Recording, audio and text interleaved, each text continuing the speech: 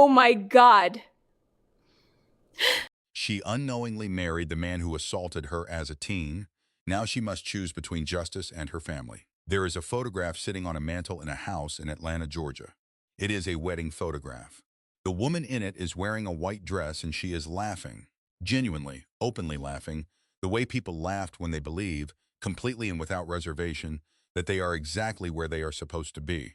The man beside her has his hand on her waist, and he is looking at her the way every woman hopes to be looked at on the most important day of her life. It is a beautiful photograph. For 11 years, the woman who lives in that house walked past that photograph every single morning on her way to the kitchen. She walked past it with her coffee. Come on, let's get to the kids. All right, kids, almost there. Breakfast coming up. Yay, pancakes with syrup. She walked past it with her children trailing behind her.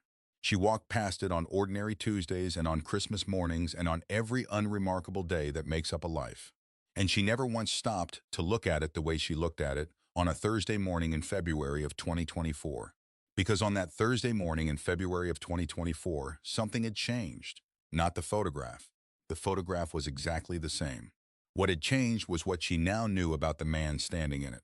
And when she finally stopped, really stopped, and looked at his hands in that photograph, her legs gave out. She sat down on the floor of her own hallway and she stayed there for a very long time. Her name is Renee, and this is her story. Before we go any further, I need you to understand something about the way this story works.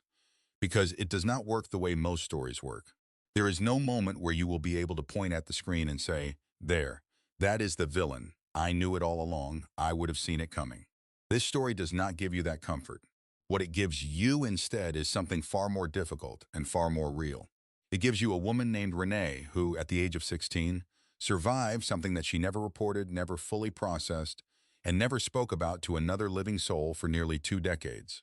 It gives you a man named David who, by every visible and measurable account, became a good husband, a devoted father, a respected member of his community, a man that people trusted with their children and their secrets and their Sunday mornings.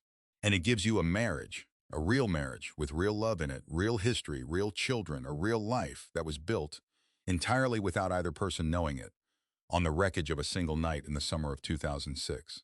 That is the architecture of this story. And before we go inside it, I need you to hold 3 questions in your mind. The first question is this: how does a woman end up married to the man who hurt her without knowing it for 11 years? The second question is this: when she finally remembers, when the memory surfaces after 18 years of being locked away, what does she do with a life she built with him? And the third question, the one that will stay with you longest, the one that has no clean answer, is this: if the man who did something unforgivable at 18 has spent the 20 years since becoming, in every measurable way, a different person, does that change what justice should look like? Hold those questions. We are going all the way in. Renee Patterson grew up in Clarksville, Georgia, a small town about 90 miles northeast of Atlanta, the kind of place where the population fits on a single page and everybody's business fits in everybody's mouth. She was the second of 3 daughters born to Gerald and Carol Patterson. Gerald worked for the county roads department for 31 years. Carol was a licensed practical nurse who worked double shifts at the regional hospital and still managed to have dinner on the table most nights by 7. They were not wealthy people. They were stable people, which in Clarksville, Georgia, in the late 1980s and 1990s, was its own kind of wealth. Renee was, by every account of the people who knew her then, a bright and serious girl who read more than her teachers expected and laughed more than her seriousness suggested. She was the kind of teenager who had a plan, not because anyone had handed it to her, but because she had looked at Clarksville and understood, the way certain young people understand early, that a plan was the only. Okay, let's see. Data from the study confirms that consistent reading habits lead to improved comprehension and retention. This is really interesting.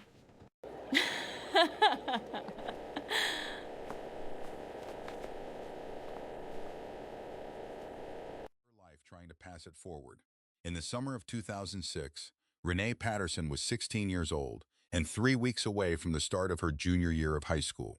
She had a summer job at the local pharmacy, a best friend named Keisha, who had lived 2 streets over since they were both in diapers, and the particular restless energy of a teenager who is old enough to know that life is bigger than where she is standing, but not yet old enough to reach it. On a Friday night in early August, she went to a house party. It was the kind of party that happened constantly in small southern towns in the summer. Parents out of town, word spread through the right mouths, older kids mixed in with younger ones. The whole thing assembled and dissolved before any adult knew it had happened.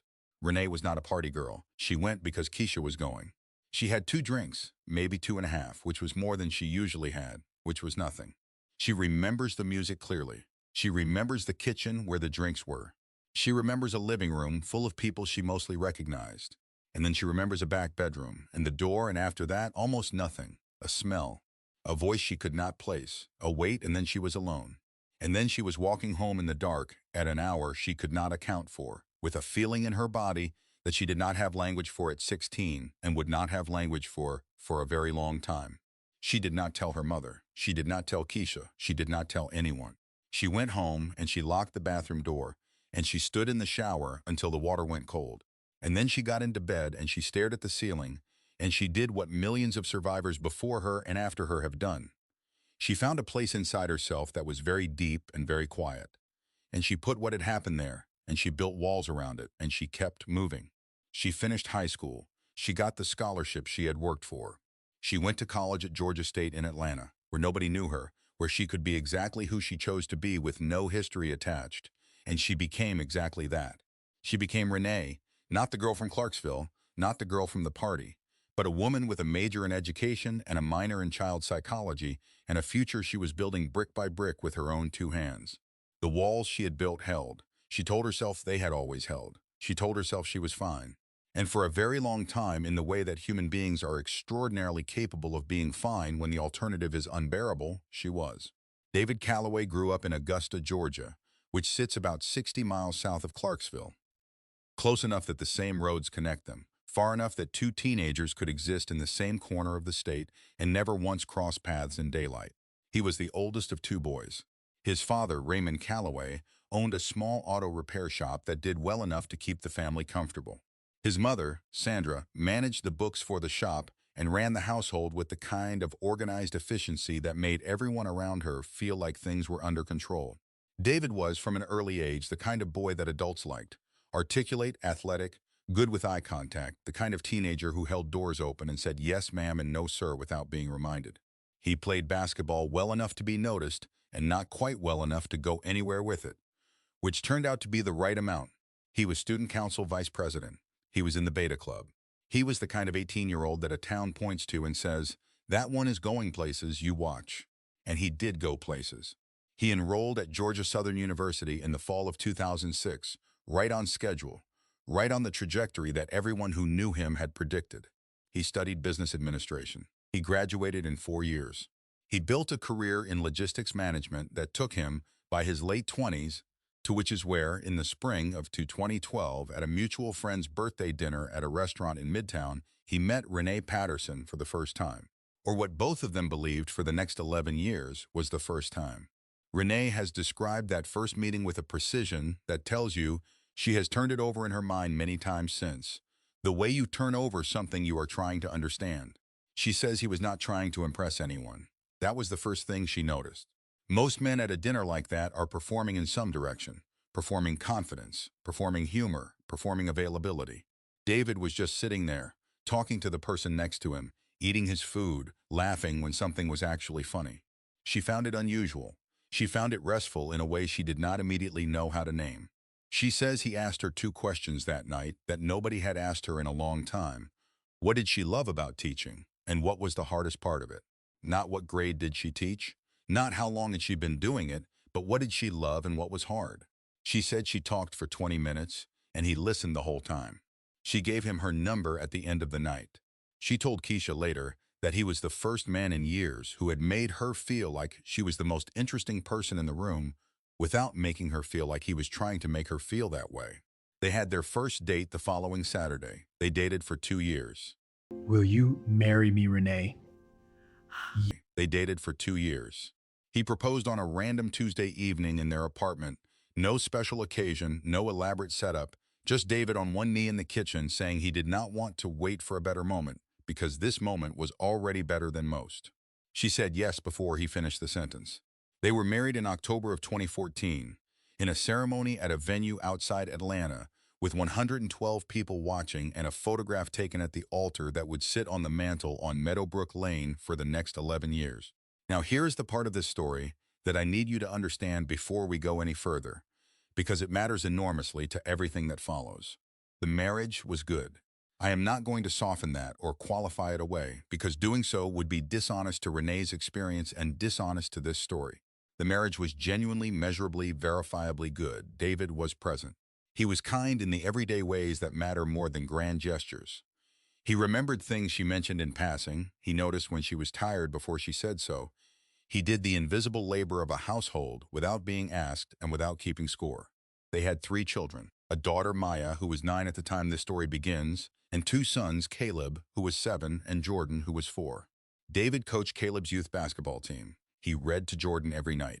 He went to every single one of Maya's school performances, even the ones that ran long, even the ones on weeknights, even the one in the pouring rain where the parking lot flooded, and he carried Maya on his shoulders so her shoes would not get wet. Renee has said all of this. She has said it without being asked. She has said it without being prompted. And she has said it with the particular anguish of a woman who knows that the truth about someone is allowed to be complicated. That a person can be genuinely loving and have done something genuinely unforgivable. And that both of those things can be completely true at the same time. And that the space between them is not a contradiction to be resolved, but a reality to be lived with. Before we go any deeper into this story, let us know in the comments where you are watching from. We would love to hear from you. And do not forget to hit that subscribe button so you never miss any of our upcoming videos. In January of 2024, Renee Calloway made an appointment with a therapist. Her name was Dr. Yvonne Marsh, and her office was on the north side of Atlanta, on a quiet street lined with oak trees that were bare in January and would not be green again for months. Renee did not go to therapy because her marriage was struggling. She went because of something she had been quietly carrying for about 6 months, a low-grade anxiety that she could not trace to any specific source, a tightness in her chest that arrived without warning and left without explanation, a habit of waking at 2 or 3 in the morning and lying in the dark with a feeling she could only describe as dread, though she could never say what she was dreading. She was, by her own account, functioning perfectly well. She was teaching, she was parenting, she was present in her marriage. But something underneath the functioning was not right, and Renee Patterson Calloway had spent enough years working with children in emotional distress to know that when something is not right and you cannot name it, the only responsible thing to do is find someone who can help you look. So she made the appointment. She went on a Wednesday afternoon in the 3rd week of January. She sat down across from Dr. Marsh in a room with 2 chairs and a small table and a window that looked out onto those bare oak trees, and she explained calmly and articulately that she was fine but something was wrong and she did not know what it was. Dr. Marsh, who had been practicing therapy for 22 years and had heard most things, listened carefully and said, "Let us find out together." They met weekly for the first 4 weeks. Renee talked about her childhood, about her parents, about her career, about her marriage, about her children.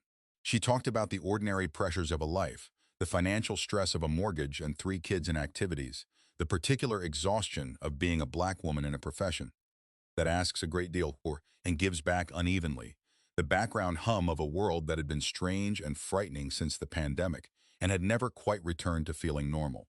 Dr. Marsh listened to all of it. She was building a map. In their 5th session on a Wednesday afternoon in late February, she introduced a technique that she had used many times before, a guided imagery and memory exercise, designed to help patients locate the emotional origin of present-day anxiety. It is a standard and well-documented therapeutic tool. The patient is guided into a relaxed state, given gentle prompts, and invited to follow the feeling of the anxiety backward, the way you follow a thread to find where the knot is. Renee had done relaxation exercises before. She was not concerned about this one. She closed her eyes. She breathed slowly. She followed the thread. And somewhere in that quiet office on the north side of Atlanta on a Wednesday afternoon in February, with the bare oak trees outside the window, just beginning to show the first faint suggestion of buds, the thread led her somewhere she had not been in 18 years. She remembered the party. She remembered the kitchen and the music and the particular quality of the air in a house full of people on a hot August night. She remembered going down a hallway. She remembered a door. And then, and this is the part that her mind had sealed and stored and guarded for nearly 2 decades, she remembered something she had never consciously held. A detail, small and specific and exact, a birthmark. Small and irregular in shape, sitting just below the left collarbone of the person whose face she had never been able to see clearly, whose voice she had never been able to place, whose name she had never known. A birthmark. Her mind had taken a photograph of it in the dark, in a room in Clarksville, Georgia, in the summer of 2006, and it had held that photograph in a locked room for 18 years, and on a Wednesday afternoon in February of 2024, it slid that photograph under the door. Dr. Marsh would write in her session notes that afternoon, and this is a direct quotation from documentation that would later become relevant, that her patient's affect changed suddenly and significantly, that she opened her eyes without prompting. What? What? I just remember everything, but how? In those notes, as the face of someone watching the floor disappear beneath them. Renee sat very still for a long time, and then she said, quietly and without drama, that she needed a moment. Dr. Marsh gave her several. And then Renee asked a question that Dr. Marsh did not immediately understand. She asked, is it possible to know something for 18 years without knowing that you know it? Dr. Marsh said yes. That is, in fact, exactly what trauma memory does. It knows. It keeps knowing. It waits. Renee nodded slowly, and then she picked up her bag and she thanked Dr. Marsh, and she walked out to her car. And she sat in that car in the parking lot on the north side of Atlanta for 37 minutes, according to her own recollection, before she felt capable of driving home. She pulled into the driveway of the house on Meadowbrook Lane, and she sat there too. The lights were on inside. She could see movement through the front window, David in the kitchen, the kids orbiting around him the way they always did in the early evening, the ordinary chaos of a family getting toward dinner. She watched it through the windshield like it was a television she was not sure she was allowed to watch anymore. She had not yet landed anywhere in her own mind.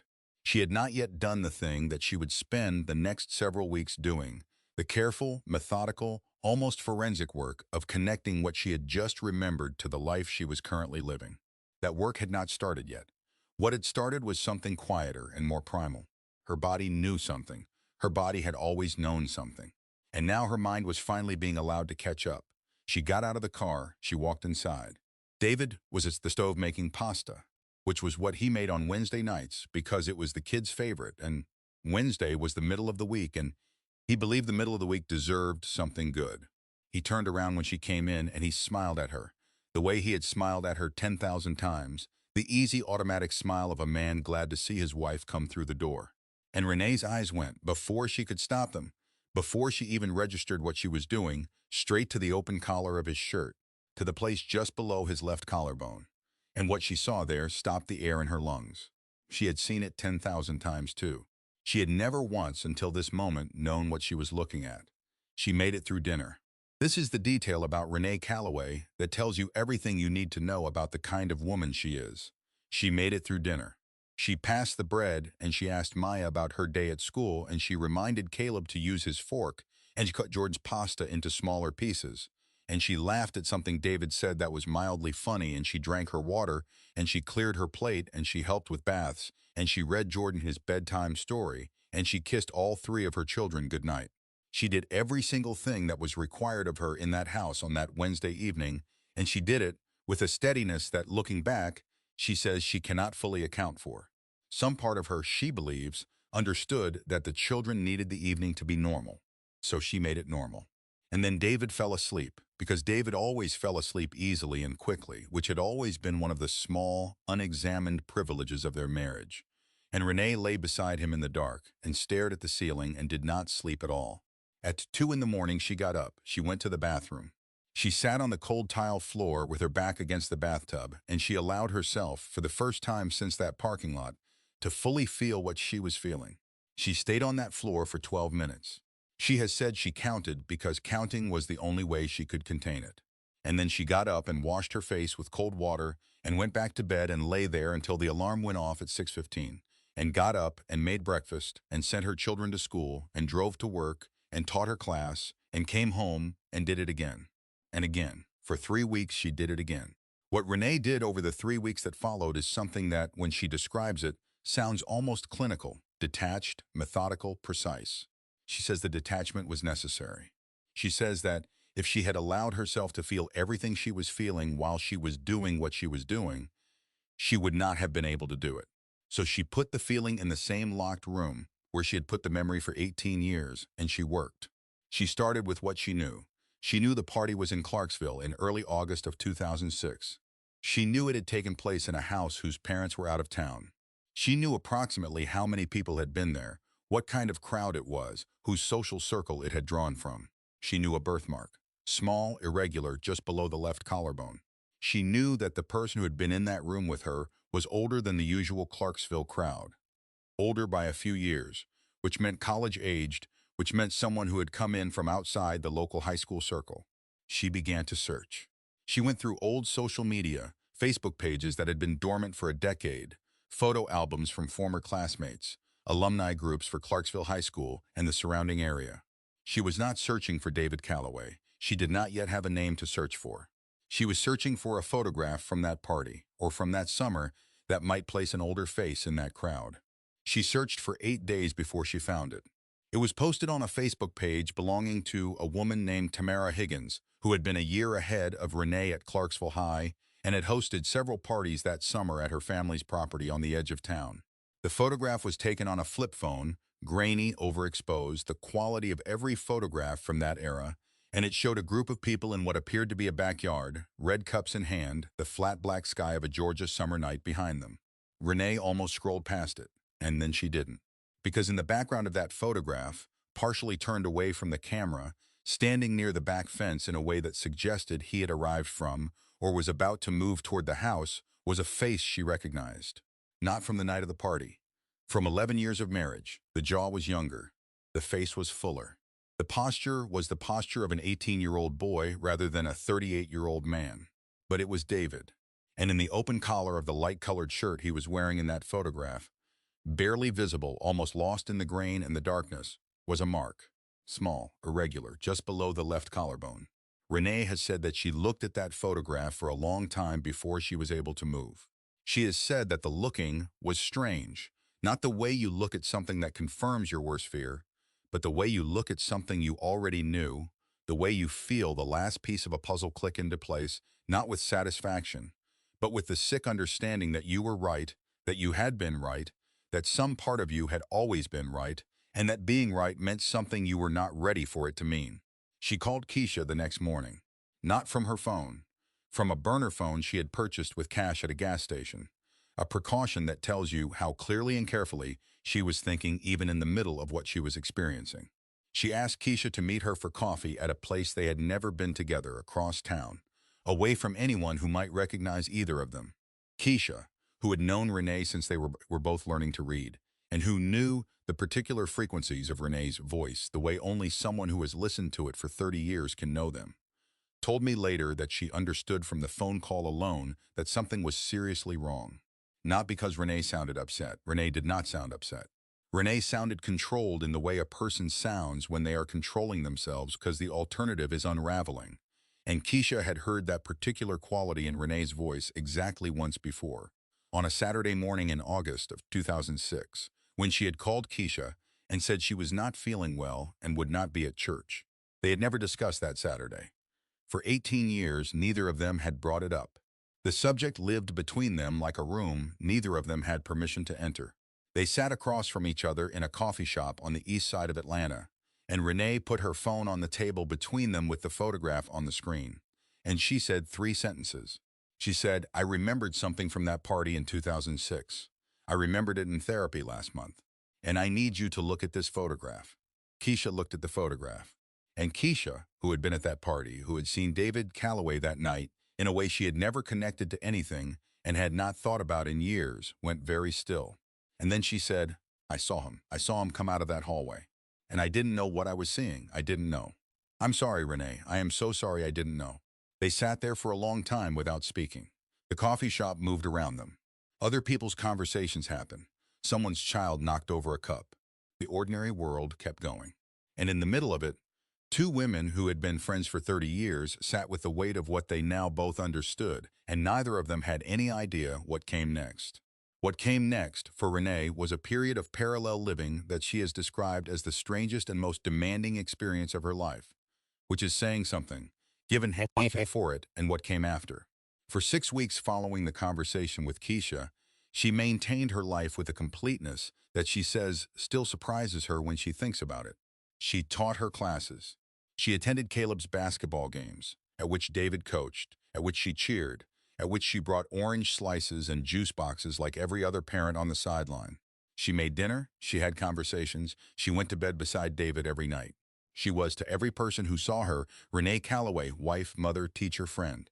And underneath all of it, quietly and without anyone knowing, she was consulting an attorney, talking anonymously with a victim's advocate, researching the statute of limitations on sexual assault in Georgia, which had been extended by the state legislature in 2023, a change that meant the window for reporting had not closed, and building, document by document and question by question, an understanding of what her options actually were. She was not yet deciding what to do. She was making sure she understood what she could do. There is a difference, and Renee understood it precisely. She had always been someone who needed to know the full shape of a thing before she decided how to hold it. Detective Marcus Webb had known Renee's father, Gerald Patterson, for over 30 years. They had grown up on the same side of the same small town and had remained connected through the loose, durable network of Southern black men who have been through things together without always putting words to it. Webb was a 28-year veteran of the Atlanta Police Department, currently assigned to a unit that handled cold cases and sensitive investigations. He was 61 years old, 2 years from retirement, and had the particular quality of a man who had spent 3 decades listening to people describe the worst moments of their lives. A quality that is hard to name but easy to recognize, something like weight held gently. Renee reached out to him in the 6th week. She did not call him as a detective. She called him as a person her father trusted. She asked if they could meet somewhere quiet and off the record. He said yes without asking why, because Gerald Patterson's daughter asking to meet somewhere quiet and off the record was enough. They met at a diner near Webb's precinct on a Tuesday morning before shift. Renee arrived first. She had a folder. Inside the folder was the photograph from Tamara Higgins's Facebook page, a printed copy of the Georgia Statute of Limitations extension, the notes she had taken from her conversation with the victim's advocate, and a single handwritten page in her own precise teacher's handwriting that laid out the sequence of events. The party, the memory, the recovered detail, the identification. In numbered order, clearly and without embellishment. She put the folder on the table when Webb sat down. She said, "I need you to tell me, as someone who knows how this works, whether what I have is enough to do anything with." Webb read everything in the folder carefully. He did not rush. He asked several questions. What was the nature of the memory recovery? Who else could place David at the party? Had there been any physical evidence? And Renee answered each one. When he was done, he closed the folder. He put his hands flat on the table. And he said, "It is not nothing. I want you to understand that it is not nothing. What you have is a foundation. It is not yet a case, but it is a foundation." In the 8th week of her parallel life, something happened that Renee had not anticipated and had not planned for. On a Sunday evening in late April, while the kids were in the backyard and Renee was in the kitchen and David was at the kitchen table on his laptop, David's phone buzzed with a call. Renee was close enough to see the name on the screen, a man named Curtis, whom she knew vaguely as an old college friend of David's from Augusta. David picked it up and walked toward the back of the house to take the call. This was not unusual. David took calls in other rooms sometimes, as people do, as Renee did herself. She did not think anything of it in the first moment. And then she noticed, without meaning to notice, that his voice had changed. Not in a way she could have described to anyone who had not spent 11 years learning the register of that voice. But she noticed. The call lasted about 9 minutes. When David came back into the kitchen, his face was composed and his manner was easy, and nothing about him to any outside observer would have suggested that anything had happened. Renee said nothing. She filed it. She kept cooking. And the next morning, while David was in the shower, his phone buzzed on the nightstand. Not a call, a text from Curtis. She saw the preview before she could decide not to. 4 words visible before the screen locked. The 4 words were, "Does she know anything?" She put the phone back down. She walked to the kitchen. She stood at the counter. And she understood in that moment that the question of what to do was no longer only hers to hold. The timeline had changed. She called Dr. Marsh that morning and moved her appointment to the same day. She called Detective Webb in the afternoon. And that evening, after the kids were in bed, she called Keisha and said 4 words of her own. She said, "I am moving forward." Keisha said, "I will be there." And those 2 sentences, exchanged in the dark on a Sunday night, were the beginning of the end of the parallel life. The following Saturday, Renee asked David's mother to take the kids for the day. She told her it was a home project, which was not untrue. It was the most significant project she had ever undertaken inside that house. She waited until the car with the children in it had turned the corner at the end of Meadowbrook Lane. And then she walked into the living room where David was sitting, and she sat down across from him, and she said, "I need to tell you something I know, and I need you to tell me the truth." David put down what he was reading. He looked at her.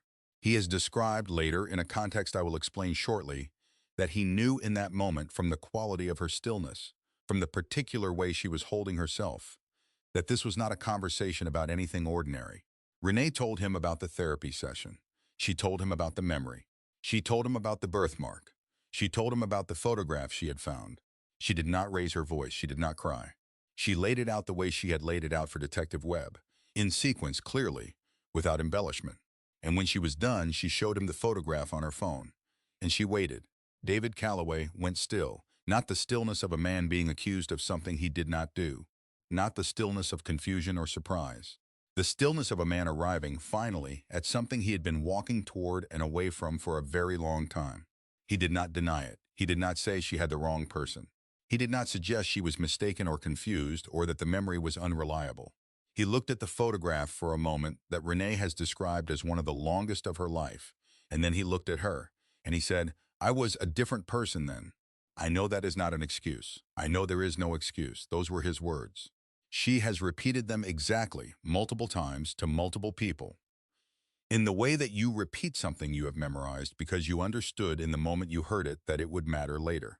He's also said, and this is important and requires us to hold two things at once, that hearing those words did not give her what she had thought it might give her. She had thought, in the weeks of preparing for this conversation, that being believed would feel like something, like relief or vindication, or the particular satisfaction of the truth being acknowledged. What she felt instead was a kind of grief that she had not anticipated. A grief not for the marriage, not even for herself, but for the 16-year-old girl who had sat on a bathroom floor with cold water running and had no one to sit with her. She said, "I kept thinking about her. I kept thinking about what she needed that night and did not get and never got, not from anyone. And here I was, 18 years later, finally getting it, and she was not there to receive it." She has never said anything that I think more accurately captures what trauma does to time. What happened in the hours following that conversation is something Renee has shared selectively, and I will honor the limits of what she has chosen to make public. What she has said is this: David did not minimize. He did not perform remorse while protecting himself. He spoke about that night in a way that told her he had not forgotten it, had never forgotten it, had spent years in a private reckoning with it that had never resolved because there was no resolution available to him that did not require telling the truth to someone. He said he had told himself stories about it for a long time. The stories that young men tell themselves about moments they do not want to be accountable for. The stories that let them move forward, get on with things, become other versions of themselves. And he said that somewhere in his early 30s, the stories had stopped working.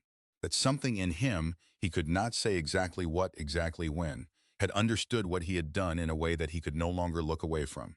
He said he had married Renee not knowing who she was, and that the person she turned out to be, the woman he had watched be a mother and a teacher and a partner for 11 years, had made the thing he had done impossible to continue not facing. Renee has said that she does not offer those words as mitigation. She offers them only as the truth of what he said. What a person does with that truth is their own business. 3 days after that conversation, David Calloway walked into the Atlanta Police Department and asked to speak with someone. He did not call a lawyer first, though one arrived within the hour and strongly advised him to stop talking immediately. Before the lawyer arrived, David gave a voluntary statement in which he confirmed his presence at a party in Clarksville, Georgia, in August of 2006, confirmed his entry into a room in which a girl was present, and described his actions that night in terms that constituted, under Georgia law, criminal sexual assault. He named himself. He did not minimize. He did not attempt to frame it as ambiguous or mutual or anything other than what it was. The lawyer who arrived and advised him to stop talking has since said, in a professional context, that in his 20 years of criminal defense work, he had never had a client walk in off the street and do what David Calloway did. Detective Webb was notified within the hour. He called Renee. She was at work. She stepped into the hallway outside her classroom, and she took the call standing against a wall covered in her students' drawings and Detective Webb told her what had happened. She was quiet for a moment, and then she asked, "Does this change what happens to him legally?" Webb said it changes some things. She asked, "Does it change what happens to my children?" And Webb said, "That part is up to you." She thanked him. She went back into her classroom. She finished the school day. She is, as I said, an extraordinary woman. The district attorney's office contacted Renee within a week of David's voluntary statement. The assistant district attorney assigned to the case was a woman named Patricia Cole, who had spent 12 years prosecuting sexual assault cases in Fulton County, and who had, in that time, developed the particular skill of sitting across from survivors and telling them the truth about what the legal process could and could not do for them. She laid it out clearly. With David's voluntary statement, Renee's own account, Keisha as a corroborating witness to David's presence at the party, Dr. Marsh's documented session notes, and the photographic evidence, there was a prosecutable case. The 2023 extension of Georgia's statute of limitations applied. The DA's office was prepared to proceed, and Renee had a choice about the level of her participation. Patricia Cole told her something in that first meeting that Renee has quoted more than once in the time since. She said, "This process exists to serve you. It does not own you. You decide how much of yourself you give to it." Renee sat with that for a moment, and then she said she needed to make 3 phone calls before she gave her answer. Patricia Cole said, "Take whatever time you need." The first call was to Dr. Marsh, who spent an entire session helping Renee separate what she needed from what she felt obligated to do, a distinction that survivors are often not given permission to examine. The second call was to a victim's advocate named Sandra Okafor, who worked with an Atlanta-based organization that helped survivors navigate exactly the intersection that Renee was standing at, the intersection of legal justice, family, and personal survival. Sandra told her something that Renee has described as the most useful thing anyone said to her in that entire period. She said, "There is no version of justice that gives back what was taken. There is only the question of what moving forward looks like for you, and whether the legal process is part of that or not." The third call was not a call at all. It was a conversation with Maya, her 9-year-old daughter. Renee did not tell Maya everything. Maya is 9, and the full truth of this story is not a burden a 9-year-old is equipped to carry. But she told her that something serious had happened between her and Daddy, that some things in their family were going to be changing, and that none of it, not a single part of it, was Maya's fault or the boys' fault or anything that the children had done or could have prevented or could fix. Maya listened to all of it. And then she looked at her mother and she asked, "Are you okay, Mom?" And Renee said, "I am going to be." And she has said that in that moment, for the first time since February, she believed it. Renee cooperated fully with the prosecution. She gave a formal statement. She testified. She showed up to every proceeding that required her presence and some that did not, because she decided, and this is the word she uses, decided, not felt compelled, not was forced, decided, that the thing that had been done to her at 16 deserved to be named officially, in a court of law, with David's name attached to it, and the full weight of the legal system acknowledging it as real. She has said she did not do it out of rage, though she had plenty. She did it out of what she calls clarity. The clarity of a woman who finally understood the full shape of what had happened to her and who refused to let it remain unnamed. David Calloway pleaded guilty to sexual assault in the 2nd degree. He was sentenced to 4 years in a state correctional facility, with eligibility for parole review after 18 months. The sentence was criticized by some survivors' advocacy groups as insufficient given the nature of the crime and the gap in time during which the survivor had lived without justice. It was defended by David's legal team on the basis of the voluntary disclosure and full cooperation, which are legally mitigating factors regardless of how they feel morally. Renee made no public statement about the sentence. When asked privately what she thought of it, she said, "The sentence was never the point. Being believed was the point. Having it written down somewhere official, with his name and my name and the date and what he did, that was the point. The sentence is what the system decided. What I decided is something else."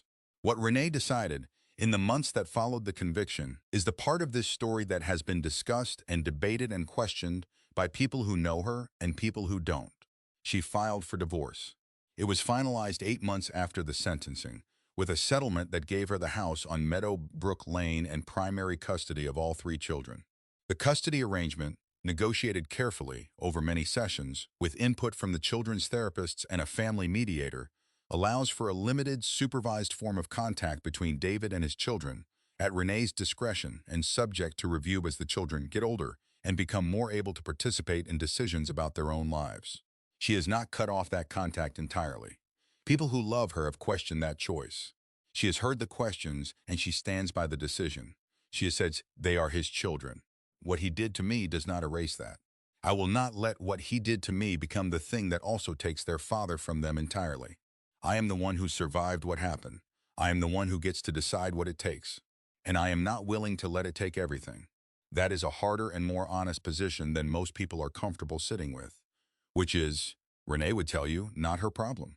She still teaches. She is still at the same school, in the same classroom, with the same children's artwork on the wall outside her door. She still sees Dr. Marsh, though less frequently now, every other week instead of every week, which Dr. Marsh says is a sign of genuine progress rather than avoidance, and which Renee says feels accurate. She and Keisha still talk every Sunday. Keisha has said that Renee is different now, not broken, not harder, not colder, but more herself in a way that is difficult to articulate.